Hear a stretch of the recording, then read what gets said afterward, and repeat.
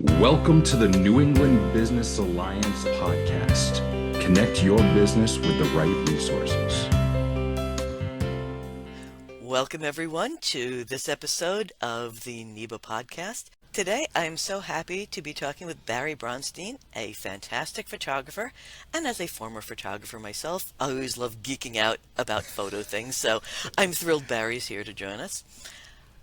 How did you get into photography? Every photographer has their own story, how they became a photographer. Mine was easy. My mom worked at Nikon, and I had all these cool things to play with when I was a teenager. But toys. Oh, lots of toys. So how did you get into photography? Wow. So, the earliest memories I had was my father had a Kodak Retina 2A, which was a little film camera. And I used to play around with that and stuff. And then I got my own camera and started shooting in high school. And I've been shooting ever since, but mostly, family and a little bit of paid gigs on the side and everything. For a number of years, had my own darkroom, did some product photography again on the side. After about 40 plus years in high-tech sales and marketing, I was looking for something different to do. And I love photography. I love the gear. I love the results. I love playing around with all that stuff. So I decided to start a new career. And I studied with the world's top headshot photographer out of New York City after I decided I wanted to do headshots. And studied under him for a couple of years remotely and launched my business. And I'm having a blast. I love doing what I'm doing. It's so much fun and really helping people look their best and feel comfortable in front of a camera and all those kinds of things. And that is the hardest thing to do in photography. Because I know, as a former photographer, I hate having my picture taken. I so much rather be behind the camera than in front of the camera. And Me too. 30 years in corporate, there's always been okay, it's time to do headshots. And I hated about 90% of every headshot I ever had. I'm too pale, I'm too fat. Why am I having this glazed look in my eye? I don't look like this. This does not look like the way I see myself. And so you've decided to do the hardest thing there is to do in photography. Take good headshots. So it's a story of my life. Even throughout my career, I always chose the most difficult products to market or sell and everything. So I'm used to this, but I love the challenge. I really do. Yeah, no, and it absolutely is. How do you deal with someone coming in? It's like, I need a headshot. So a couple of things. Some of it is process. Some of it is lighting and, just the look, because I use a very unique style of lighting and approach and things. So first of all, in my studio or if I'm on location, the clients can see the images as we go along because I have a monitor positioned near where they're standing. And so usually what I do when they first show up is we chat a little bit, and we also have a pre-shoot consultation on the phone, just so I know the kind of look that they're going for. And, we talk a little bit about some of their concerns. I have a big nose, I have a this, I have a that. What should they wear? Makeup for women, all those kinds of things. So when they show up to my studio, we've already talked. We're not strangers. We've already begun that relationship. So then they get here, and so we sort of, calm things down a little bit, and then we get started, and I take some test shots. And usually the reaction that I get is, oh, wow, because they've never seen themselves lit so well, right? You need to know how to light the face. Lighting the face is very different from other kinds of lighting because you're up close and personal, you're really tight, and you have to know how to light the face for men, for women, for different skin types and everything. Oh, absolutely. You never know where the shadows are coming from. And you've got something a little too high, you're going to get shadows under the eyes and make people look tired. And you do too cool a temperature, and it just sucks the color out of people. Right. So all of that comes into play, and that's a lot of the technical stuff, right? Mm-hmm. So the technical stuff, the lighting is phenomenal. It fills in all of the crevasses and everything. And also we can do a lot of work in post as well, although usually I like to get it as right in camera as possible. But then it comes down to just being able to help people feel more comfortable. And that's the hardest part. It's kind of like Yes. going to the dentist. It's something you have to do, but you, You know, oh, most yeah. most people would rather have root canal than have their headshot taken, right? And so I do a number of things to help them relax. And I'm also teaching them how to pose and literally how to smile with their eyes, finding the right angle of their head that looks the best and everything. And part of the process is teaching them that, which in the process of doing so takes their mind off of all of the concerns that they have. And I'll ask them as we're going along on the monitor, okay, are you liking what you're seeing? What do you like? What don't you like? And there are things that I can do to adjust, some of the things, like, for example, if somebody is very broad shoulders, so you have them turn to the side a little bit, right? So now they're not presenting all of this width in front of the camera. They're presenting a little bit like this, and then they turn their head back, and then they push their head forward and down a little bit like this. So there's all sorts of things that you can do to help people look better. And in the process of doing that, again, we're bantering back and forth, and I'm taking pictures sometimes when they least expect it, and all of these things. And Sneak attack photography is always a way Yep. to do it. Got to do it, and then oftentimes if we're in the middle of a shoot and they're getting a little worked up or tense or whatever, I'll have them do something like, give me your best imitation of a blowfish, and then they'll go, huh? And I'll say, yeah, give me your best imitation of a blowfish. And they'll go, and I'll take the picture, right? And I'll just say, well, that one's going on Instagram tomorrow, Yeah, And so exactly. breaks the ice and everything. So, there's a lot of things you can do, but mostly it's teaching people how to look their best in front of a camera. And most people do all sorts of weird things when they get in front of a camera because they don't know what they're doing. So I help them with that. Yeah, you usually get the say cheese smile. Oh, God, And yeah. it's getting a picture of you and your friends at the bar is going to be very different than a professional headshot. And Right. yeah, it's tough because you feel fake, and it's just like, okay, turn to the side, move this way, move Yeah. that way, and Yeah. meanwhile you're thinking, oh dear God, I'd really rather be anywhere in the planet than doing this. So And their I can smile see 90% of Yeah. this being psychology and 10% being photography.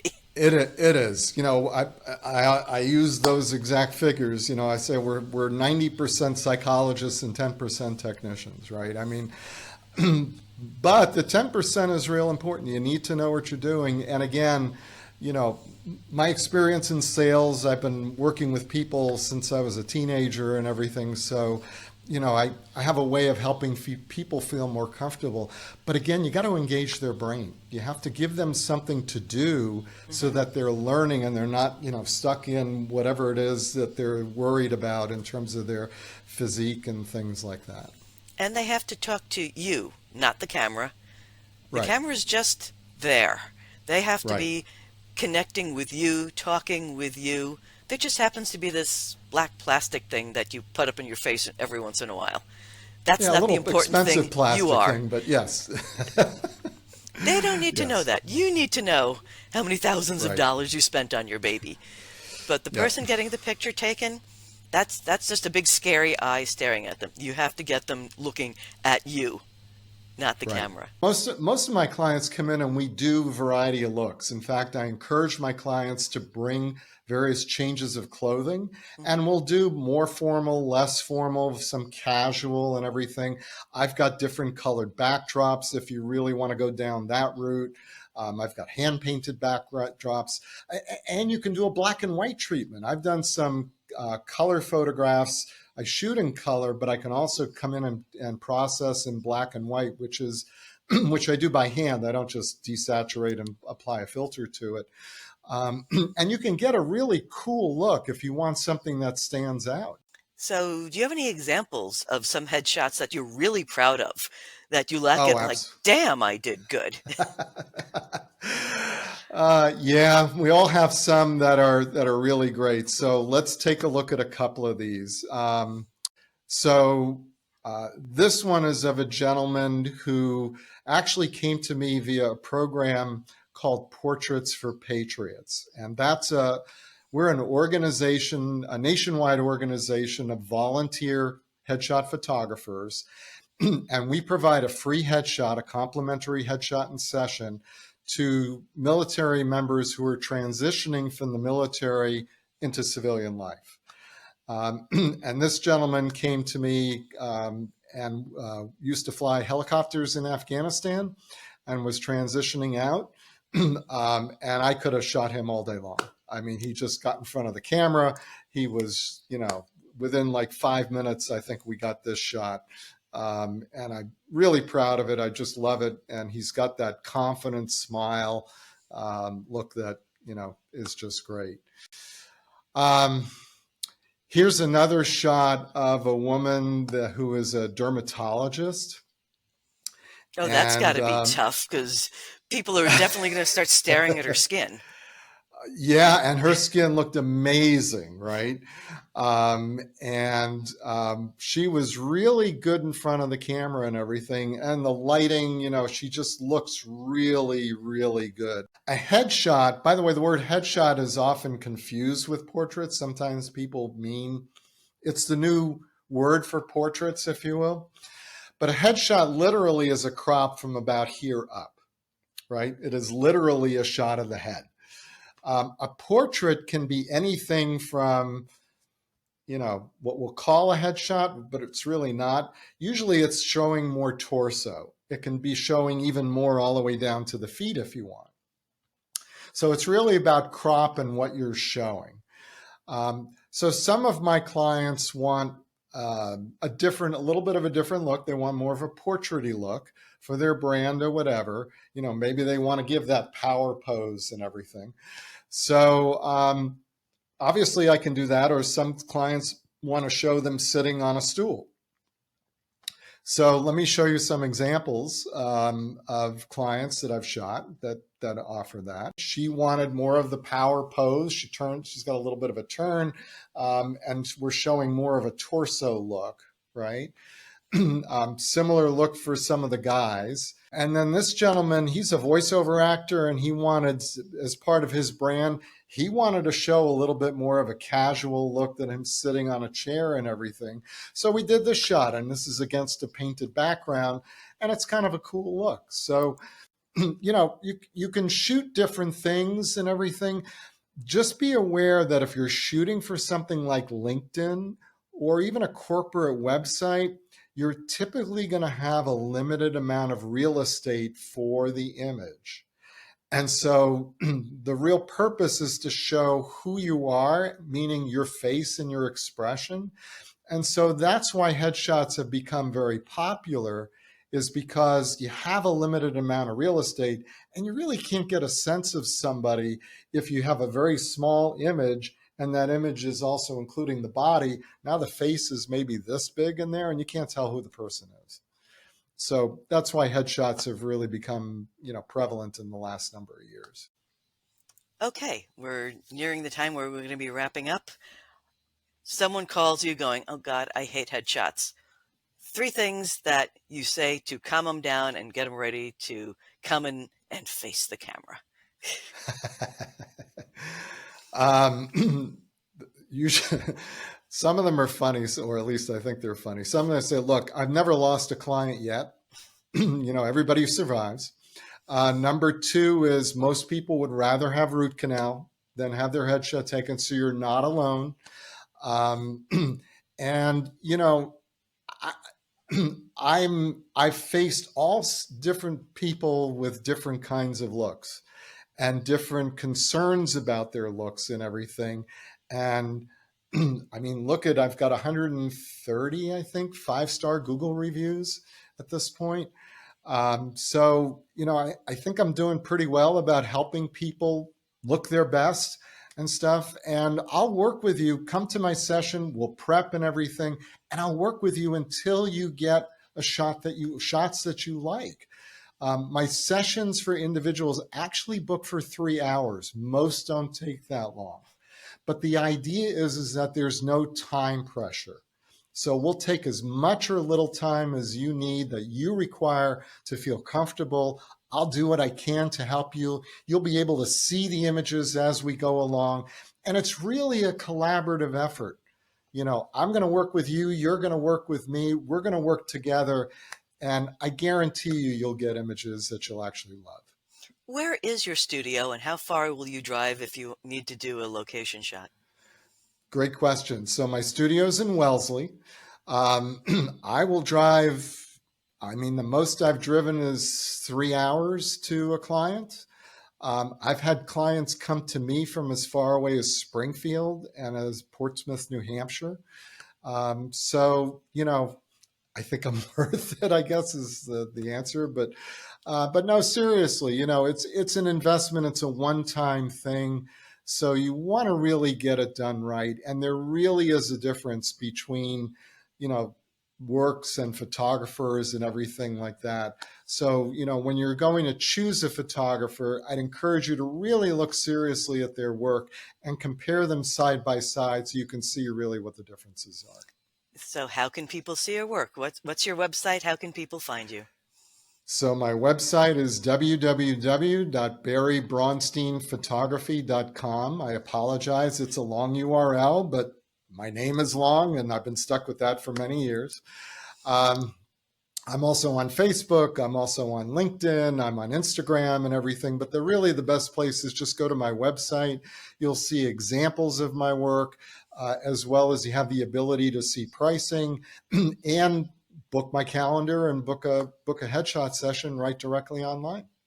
Excellent. Thank you so much. It was such a pleasure speaking to someone who remembers the day of developing this stuff with that weird vinegary smell in the background and the red lights and oh God. It was very nostalgic, and I'm glad we're not there anymore.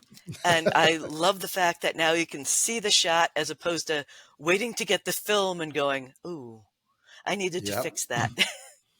Yeah, or oh geez, I didn't put that in right, did I?